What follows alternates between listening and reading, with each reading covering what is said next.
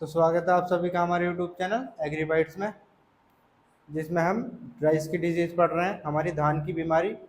जिसमें से आज जो पढ़ रहे हैं हम, वो है टुंगरो डिजीज़, जो एक वायरस के कारण होती है, जिसका नाम है टुंगरो वायरस। तो हमने राइस में हमारी बैक्टीरियल डिजीज़ देख ली, फंगस डिजीज़ देखी, और हमारी एक खैरा डिजीज़ थी जो फिजियोलॉजिकल डिजीज़ थी, जो जिंक की कमी से हो रही थी। तो हमने इसमें ज़्यादातर जो डिजीज़ है वो हमने पढ़ ली हैं। और हमारी ये है वायरस वाली डिजीज़, जो एक वायरस के कारण होती है। जो वायरस के कारण डिजीज़ होती है हमारी, वो किसी न किसी वेक्टर के द्वारा होती हैं, वाहक के द्वारा, जो ट्रांसमिट होती हैं एक फसल से दूसरी फसल में या एक पौधे से दूसरे पौधे में। जो इसका वाहक है वो है हमारा टिड्डा, ये जिसे हम ग्रीन लीफ होपर भी कहते हैं। जो हमारी टुंगरो डिजीज़ है, जिसका कोजल ऑर्गेनिज्म है राइस टुंगरो बेसिलिफॉर्म वायरस, और ये सेकंड हमारा राइस टुंगरो स्पेरिकल वायरस। ये दो वायरस से मिलके हमारी डिजीज होती है, स्पेरिकल स्पेरिकल वायरस और बेसिलिफॉर्म वायरस। दोनों के मिलने से हमारी ये डिजीज होती है। जो हमारा बेसिलिफॉर्म वायरस है, ये हमारा सिम्टम कोज करता है,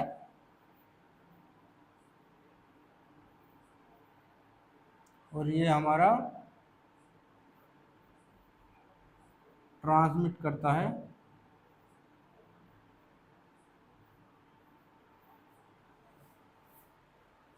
एक पौधे से दूसरे पौधे में। ये दोनों मिलकर इस डिजीज़ को करते हैं, और हम इसके बारे में और अच्छे से इटियोलॉजी में पढ़ेंगे। अब इसके हम सिम्टम देखते हैं। जो इसके सिम्टम है, symptom start from seedling in nursery and main field. जो इसके सिम्टम है वो हमारी नर्सरी में, धान की नर्सरी में और मेन फील्ड में, दोनों में आते हैं। Yellowing start from tip of leaf to lower part of leaf blade. Tip of leaf से स्टार्ट होता है और नीचे तक जाता है लीफ ब्लेड तक। येलोइंग कलर, जो हमारी लीफ है वो उसके टिप से ये स्टार्ट होएगा और नीचे तक जाएगा। इसमें येलो कलर देखने को मिलता है, जैसे ये हमारी लीफ है धान की।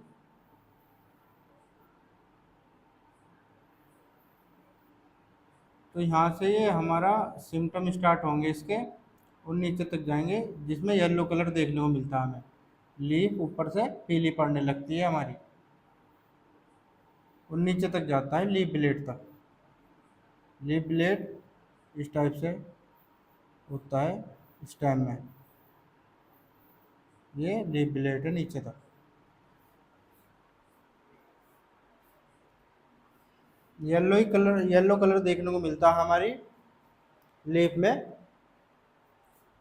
Yellow in japonica and orange colour indica. जो राइस की 3 कल्टीवेटेड स्पीसीज हैं, जिसमें हमारी फर्स्ट है इंडिका, जो इंडिया में उगाई जाती है हमारी। दूसरी है जेपोनिका,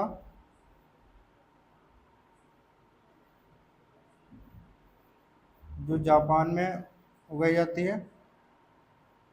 और तीसरी हमारी जावानिका, जावानिका, जो इंडोनेशिया में उगाई जाती है।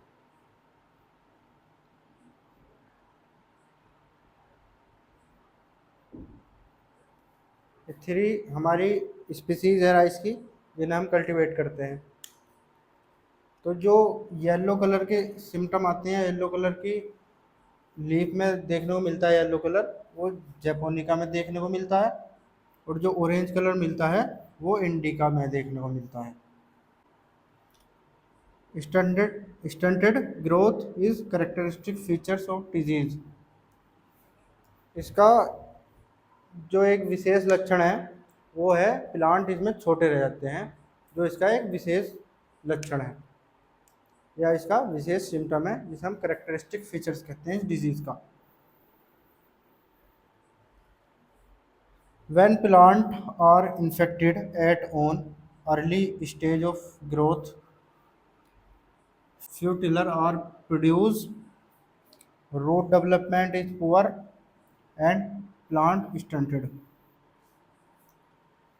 जब इन्फेक्शन ग्रोथ प्लांट की ग्रोथ में आता है, जब प्लांट ग्रोथ करता है उस समय इन्फेक्शन आता है, तो जो टिलर है, जो उसका फुटाव है, वो भी इफेक्ट होता है। उसका फुटाव में जो नए पौधे निकलते हैं नीचे से, तो वो भी कम हो जाते हैं। और जो रूट का डेवलपमेंट है, जो जड़ें हमारी फैलती हैं, वो भी कम हो जाती हैं। और जो प्लांट है वो बौना रह जाता है, छोटा रह जाता है। Panicle small, must panicle style और पार्शियली फिल्ड ग्रेन। जो पेनिकल है हमारी राइस के प्लांट की, वो छोटी रह जाती है। और जो पेनिकल के ग्रेन है वो स्ट्राइल हो जाते हैं। और जो ग्रेन फिलिंग होती है वो भी कम हो जाती है, कुछ कुछ ग्रेन ही बन पाते हैं उसमें, मतलब पार्शली फिल्ड ग्रेन, कुछ ही ग्रेन बन पाते हैं, कुछ नहीं बन पाते। तो चलिए ईटियोलॉजी देख लेते हैं इसकी। ईटियोलॉजी जैसा हम पढ़ चुके हैं कि हमारी डिजीज जो है वो दो वायरस के कारण हो रही है, मतलब दो वायरस के मिलने से हो रही है। दो वायरस मिलकर हमारी ये टुंगरो डिजीज कर रहे हैं, जिसमें सबसे पहला वायरस है हमारा RTBB, राइस टुंगरो बेसिलीफॉर्म वायरस। तो ये इसकी शॉर्ट फॉर्म है RTBB। और दूसरा वायरस हमारा RTSB, rice tungro spherical virus. जो हमारा राइस टुंगरो बेसिलीफॉर्म वायरस है, वो हमारा डबल स्टैंडर्ड डीएनए उसमें प्रेजेंट होता है, मतलब डबल स्टैंडर्ड डीएनए उसमें पाया जाता है। ज़्यादातर जो हमारे हैं उनमें आरएनए पाया जाता है जो सिंगल स्ट्रैंड होता है। जो डबल स्ट्रैंड डीएनए होता है हमारा, जो बेसिलीफॉर्म वायरस में पाया जाता है, वो इस टाइप से होता है।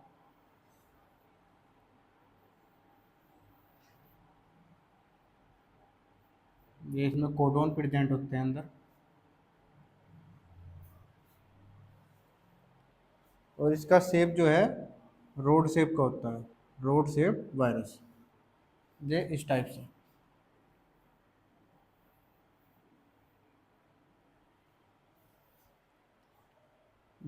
RTBB, राइस टुंगरो बेसिलीफॉर्म वायरस, लोकलाइज्ड इन बस्कुलर बंडल। जो हमारे प्लांट में बस्कुलर टिश्यू होते हैं, मतलब जाइलम और फ्लोएम, इनमें प्रेजेंट होता है हमारा bacilliform virus. It is responsible for symptom. Rice tungro virus हमारा सिम्टम कोज करता है। जो हमारी लीफ येलो हो रही थी वो इस राइस टुंगरो बेसिलीफॉर्म वायरस की वजह से ही हो रही थी। और जो हमारा स्पेरिकल वायरस है, वो राइस टुंगरो वायरस को एक प्लांट से दूसरे प्लांट में पहुंचाने का काम करता है।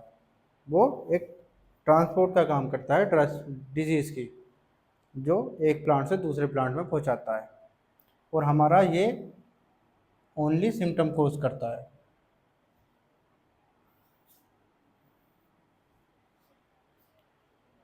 तो अब देखते हैं हम इसके बारे में। Rice tungro spherical virus, rice tungro spherical virus, इसमें प्रेजेंट होता है हमारा आरएनए सिंगल स्टैंड आरएनए, जिसका साइज 30 विड्थ होती है इसकी, और 33 लेंथ होती है, जो नैनोमीटर में होती है। और इसका साइज था हमारे बेसिलीफॉर्म वायरस का साइज था 30 एंड 35, तो इसकी विड्थ थी, और 100 एंड 400 तो इसकी लेंथ थी, जो नैनोमीटर में थी। हमारा स्पेरिकल वायरस में जो शेप है इसका, वो भी स्पेरिकल ही होता है, मतलब इस टाइप से स्पेरिकल शेप पाया जाता है इसमें। RT RTSB, rice tungro spherical virus, present in only phloem tissue. ये हमारा फोइलम टिश्यू में ही पाया जाता है। और जो हमारा बेसिलिफॉर्म वायरस था वो जाइलम और फोइलम दोनों में पाया जा रहा था, और ये हमारा ओनली फोइलम टिश्यू में ही पाया जाता है। इट कंट्रीब्यूट इन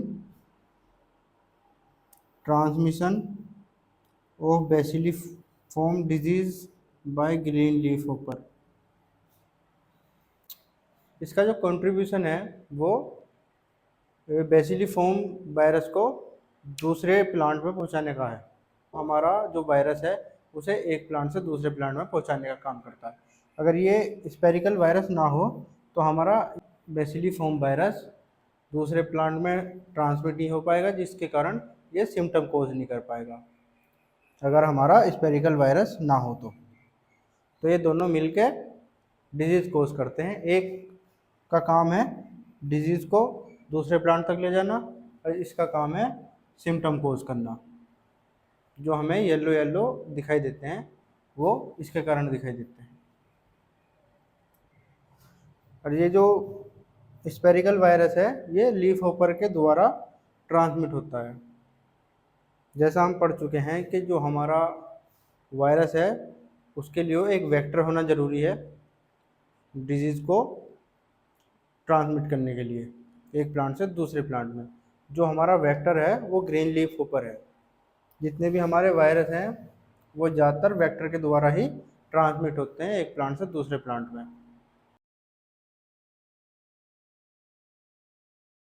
तो इसका ट्रांसमिशन देखते हैं।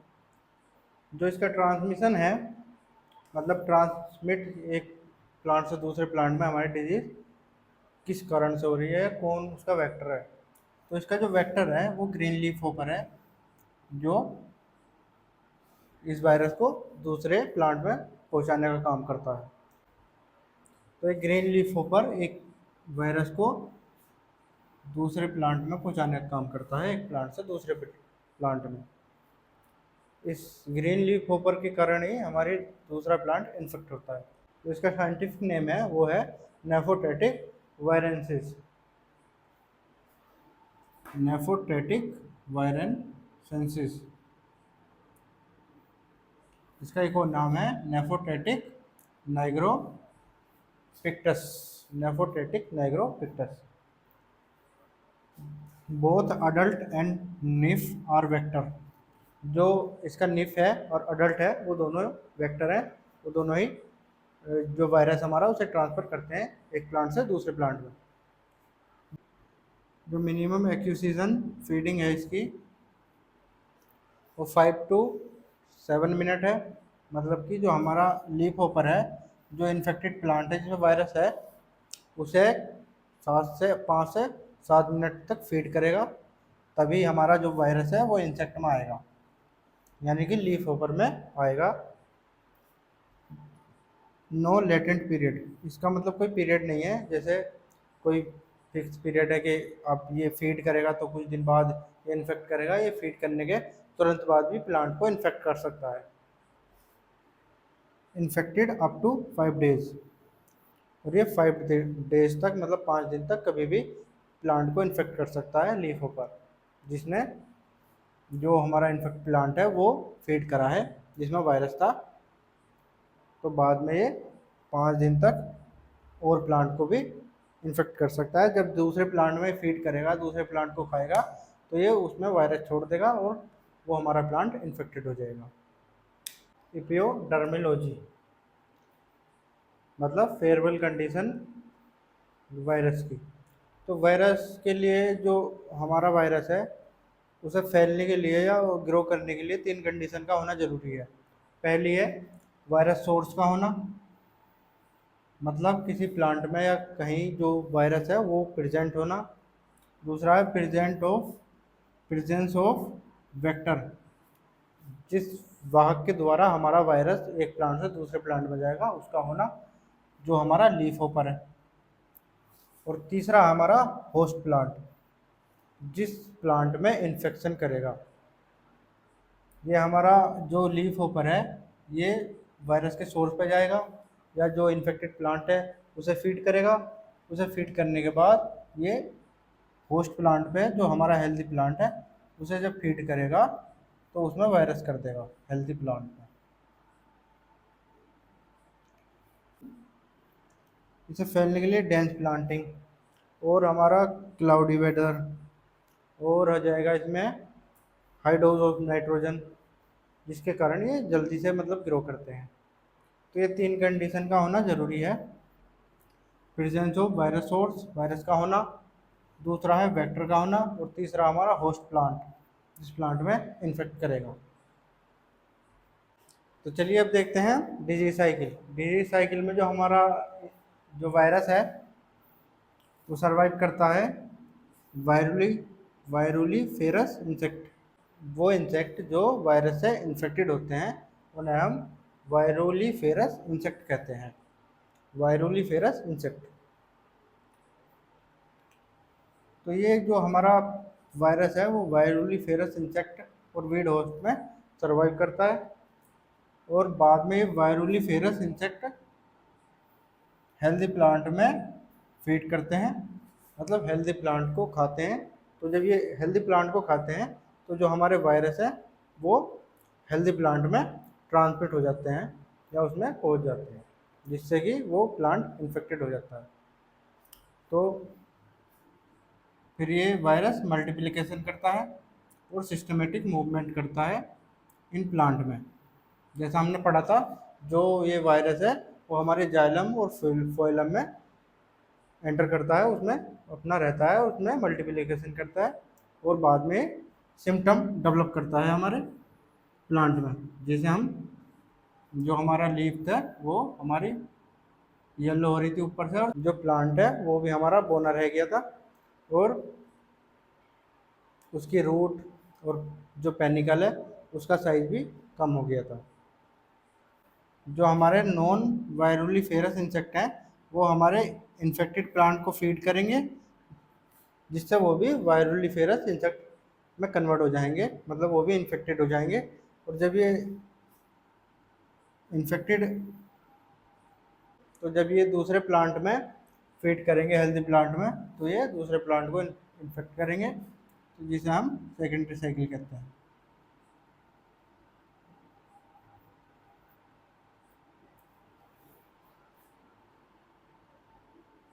बाद में ये वायरुली फेरस इंसेक्ट फीड करेंगे कोलेटरल होस्ट में और उसमें सर्वाइव करेंगे, और ये वीड होस्ट में या इंसेक्ट में सर्वाइव करते रहेंगे। हमारी अगली फसल लगेगी तो ये उसमें भी इन्फेक्शन करेंगे।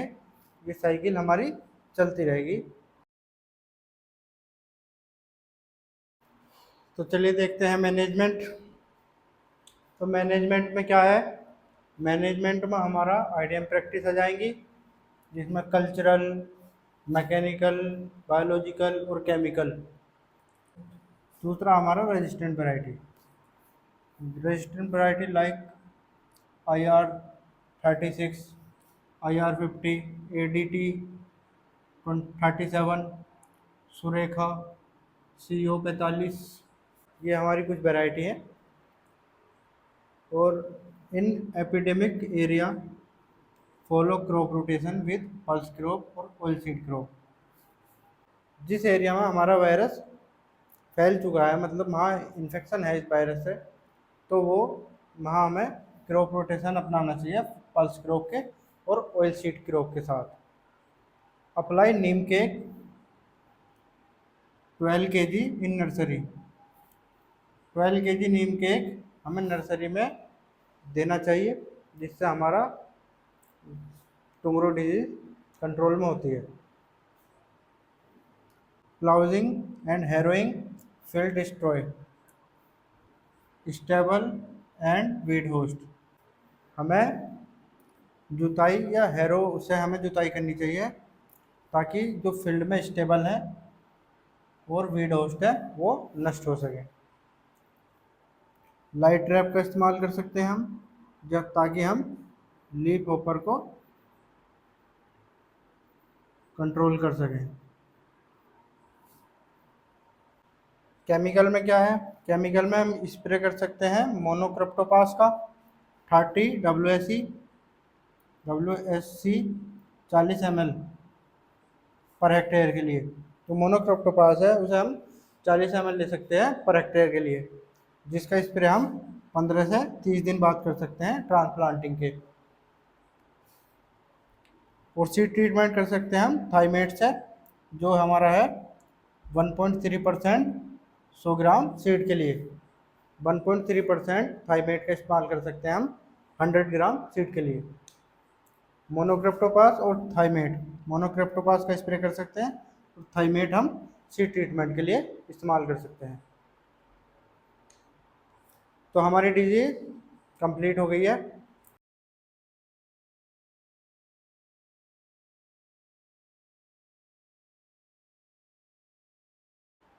आपसे मिलते हैं अगली वीडियो में, जिसमें हम मेज की डिजीज़ पढ़ेंगे। तो वीडियो को लाइक करें, चैनल को सब्सक्राइब करें और वीडियो को ज़्यादा से ज़्यादा शेयर करें। Thank you.